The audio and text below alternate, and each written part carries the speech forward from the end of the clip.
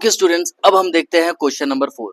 भाई question number 4 बनेगा कैसे, ध्यान से देखना। अगर ए बी पैरेलल है सी डी के, देखो भैया ए बी जो है वो पैरेलल है सी डी के, ठीक है। और ए पी क्यू दिया है 50 डिग्री, ए पी क्यू दिया है 50 डिग्री, ठीक है, दिया है। एंड पी आर डी कितना दिया है 127 डिग्री, पी आर डी दिया है 127 डिग्री, ठीक है। फाइंड हमें करना है एक्स और वाई, मतलब हमें ये और ये एंगल फाइंड करना है।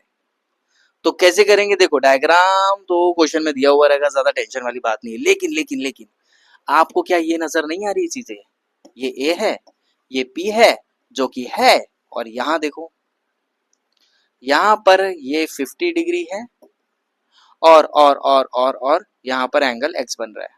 तो ये z का फॉर्म फिर से बन गया, और z का फॉर्म फिर से बन गया, इसका मतलब है ऑल्टरनेट इंटीरियर एंगल हमें यहां लगाना पड़ेगा, ठीक है। क्या ये बात समझ में आ गई? तो ऑल्टरनेट इंटीरियर एंगल के मदद से 50 और x आपस में इक्वल हो जाएंगे, मतलब एंगल x की जो वैल्यू आ जाएगी 50 डिग्री आ जाएगी। अब यहाँ क्या लिखा है देखो, angle APQ, APQ, APQ, angle APQ है वो इक्वल हो जाएगा एंगल x के, एंगल x के इक्वल हो जाएगा ऑल्टरनेट इंटीरियर एंगल के मदद से।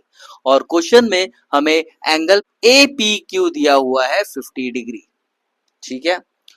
तो एंगल x हो जाएगा 50 डिग्री। क्या बात यहां तक क्लियर है? अब आगे देखो, सर x तो हमारा निकल गया, y कैसे निकालेंगे, ध्यान से देखना। एंगल APR किधर है भैया, ए पी और आर, ये एंगल दिखा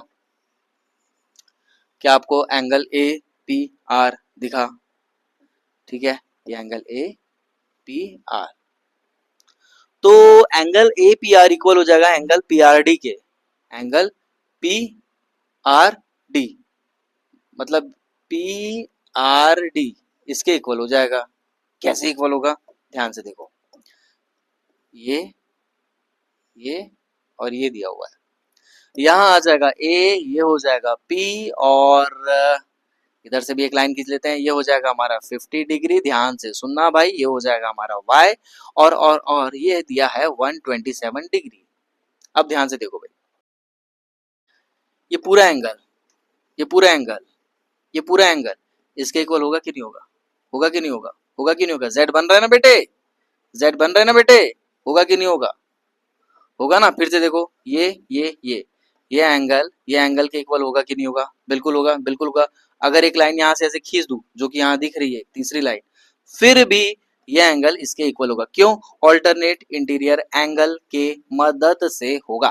क्या ये बात समझ में आ गई? ठीक है, इसका मतलब ये है कि A P R P R D के इक्वल हो जाएगा ऑल्टरनेट इंटीरियर एंगल के मदद से।